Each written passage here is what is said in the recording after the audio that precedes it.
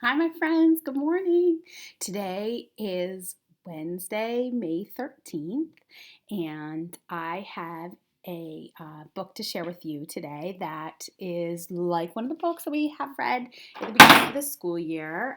What if you had animal hair? But this one is What If You Had Animal Feet? And it's by the same author, Sandra Markle, and it's illustrated by Howard McWilliam. So, in this book, they are sharing with us facts about different animals' feet.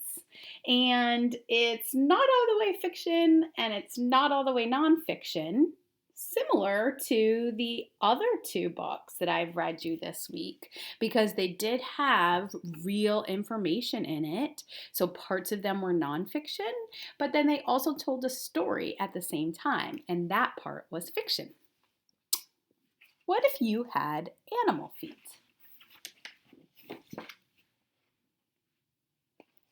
I'm not sure what kind of feet this little boy has on, but I bet we're going to find out.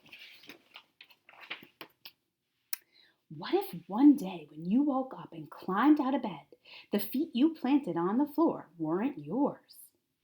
What if overnight a wild animal's feet took their place at the end of your legs?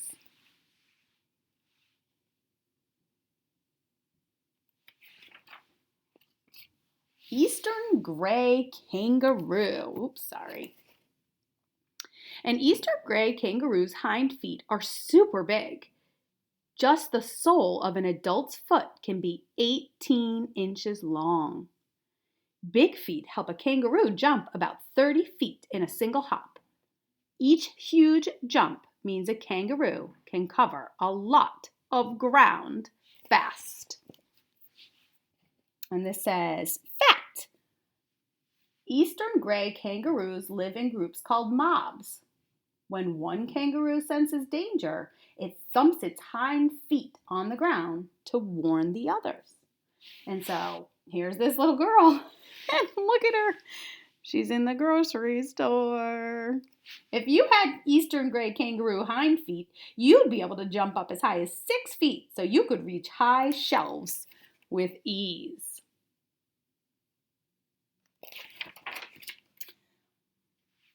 Housefly. A housefly's feet have tiny claws for gripping. Plus, they have feet pads covered with hair-like parts that give off a gluey substance. So a fly sticks where it lands, even upside down on the ceiling. And it says, fact, a housefly's feet are also covered with sensors that act like your tongue's taste buds. So a fly can taste what it steps on. And then here's this little boy over here. It says, if you had housefly feet, you'd be a basketball superstar. You could run up the wall and across the ceiling to drop the ball through the hoop. You'd never miss a shot. I bet I could pick a couple people in our class that might like to have those for feet. A green basilic lizard. A green basilic lizard's back feet have long toes fringed with skin. This fringe spreads out when it slaps its foot down. When it slaps its foot on water, air becomes trapped under each toe, and when it runs, this keeps the lizard on the surface for at least 15 feet. Isn't that cool? It can run on water. When it sinks underwater, a green basilic lizard's fringed toes become great swim fins. And there's a close-up of that. Pretty cool. This little boy, if you had green basilic lizard feet, you wouldn't need a bridge to cross a stream, and you'd be on the other side in no time. Sorry, Mrs. Fox is having a little trouble showing the pictures today. Cheetah! Let's try it this way. A cheetah's foot is made up of soft pads, a center one, and toe pads, plus nails. Shaped like that, it has a new name. Instead of a foot, it's called a... Did you say paw? Good job. A cheetah's paw pads are tough and ridged like tire treads, and the cheetah's sturdy nails act like cleats, so its paws keep it from slipping during super fast sprints. These amazing paws help a cheetah run as fast as 70 miles per hour. That's faster than any other land animal. And it says, fact, a cheetah's pattern of foot pad ridges are as unique as a fingerprint, which means no two cheetahs have the same paws. And here's this little girl. If you had cheetah feet, you'd be on time for school every day because you'd always catch the bus. Gray wolf. A gray wolf's feet are called paws too. When crossing snow, a gray wolf's toes separate and stretch apart. That makes its paws bigger and, like wearing snowshoes, spreads out its weight. This means its paws don't sink in as deep, which makes walking or running easier. Fact, a special network of tiny blood vessels helps keep a wolf's foot warm even on ice. It says, if you had gray wolf feet, you could play barefoot in the snow and still have toasty, warm tootsies.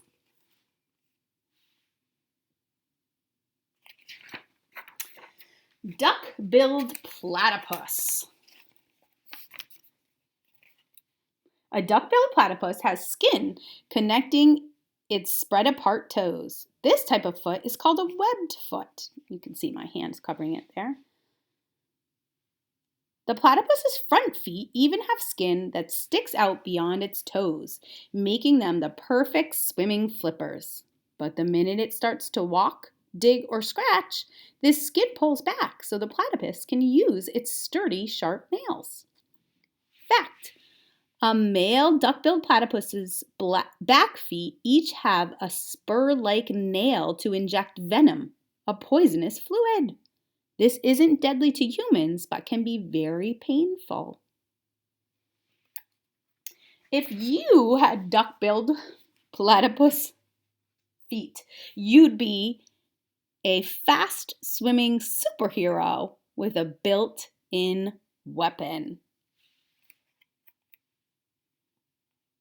She's not afraid of that fish. Or what's that over there? Ooh, they're down there too. Do you see them? They look like crocodiles to me because their snouts are longer. Barn owl. A barn owl's feet have 4 toes tipped with talons, which are long, curved, sharp nails. Usually 3 of its toes aim forward and 1 backward, but it can swing a second toe on each foot to the back. This helps keep an extra tight grip on wriggly prey, such as rats or mice. Fact, a barn owl's middle front toenail on each foot has a tooth-like edge. It uses this to comb the feathers on its disc-shaped face.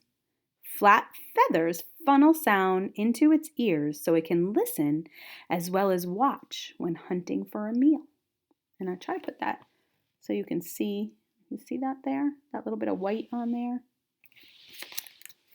And let's see, if you had barn owl feet, you'd never have to bend over to pick things up. Look at what she's doing on the floor there. Can you see what she's doing? See her picture? Aardvark. Each of the toes on an aardvark's feet ends in a sharp, sturdy toenail. The front ones are shovel-shaped. These are great for digging a burrow for their home or finding ants and termites. Its favorite foods. And then it says, fact, if attacked by a predator like a lion or leopard, an aardvark digs a burrow to escape. If caught, it flips onto its back and lashes out with its nails.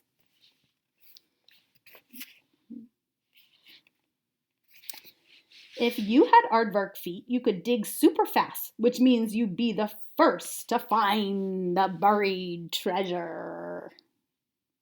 Oh, I think if we were in our classroom right now, there would be some hands up. What would you be wanting to tell me? That was the magic page. Oh, and you know what? Mrs. Fox didn't even notice earlier. Look it. The animal is right there on the page. It was there the whole time. The aardvark.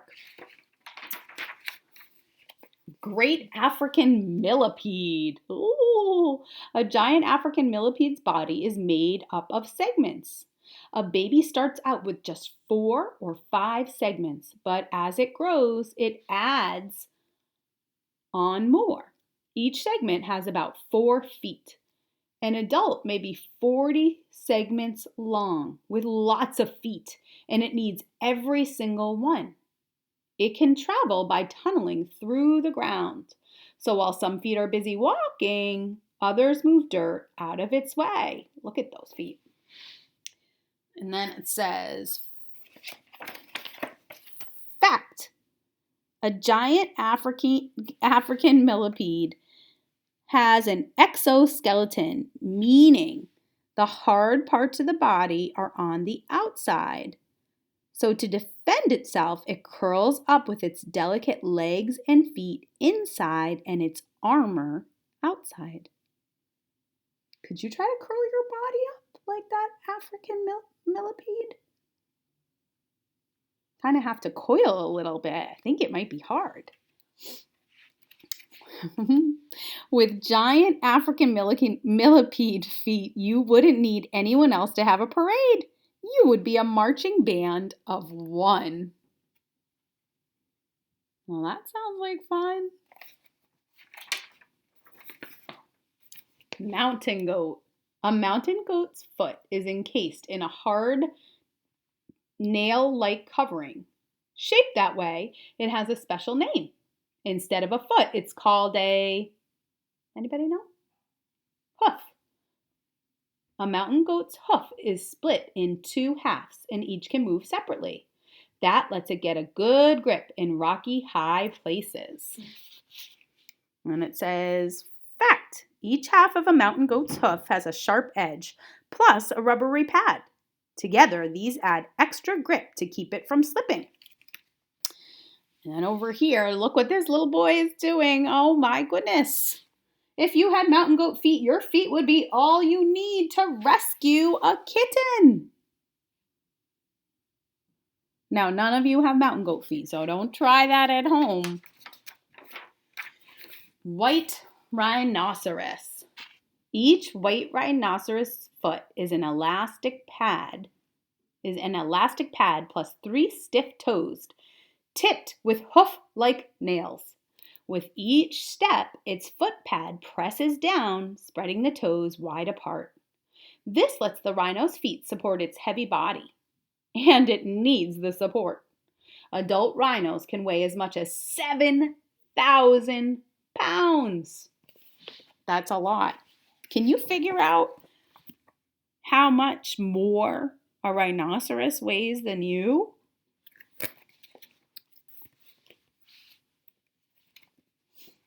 Fact.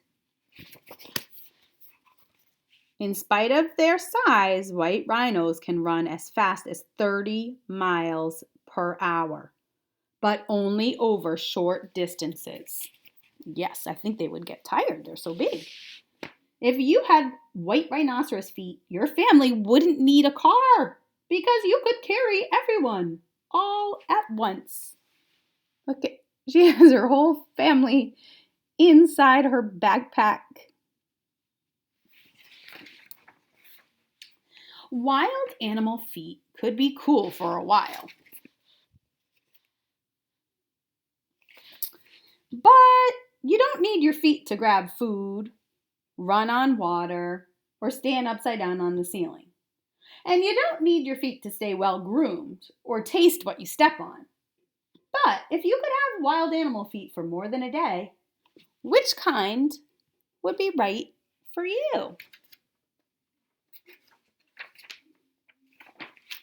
Luckily, you don't have to choose.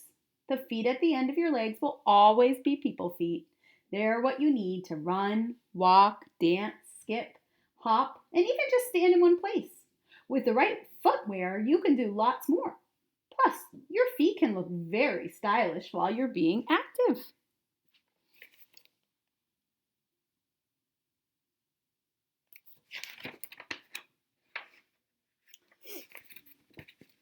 What's special about your feet?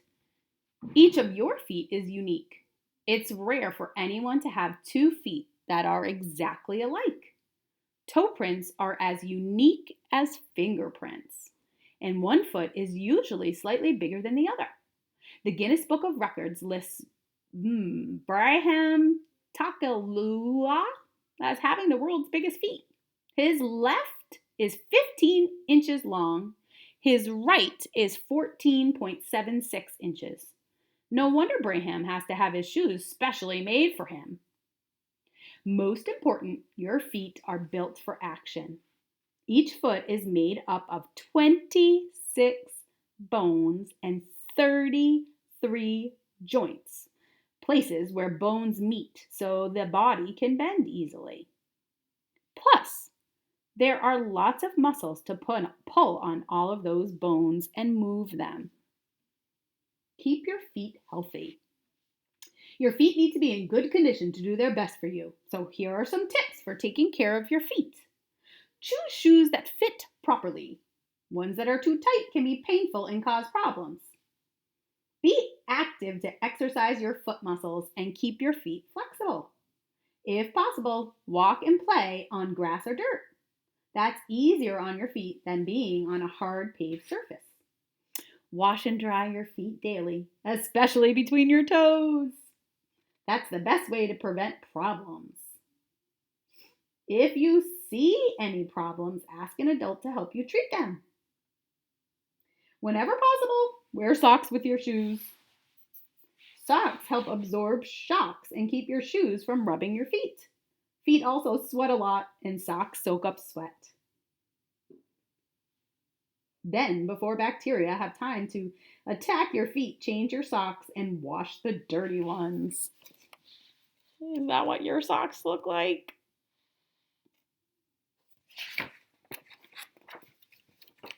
I hope you like that book, and I'm going to put a note on our schedule for today's writing if you want to imagine what if you had animal feet and draw a picture about that. I would love to see it. I hope you have a fabulous day today. So good to see all of you. Goodbye.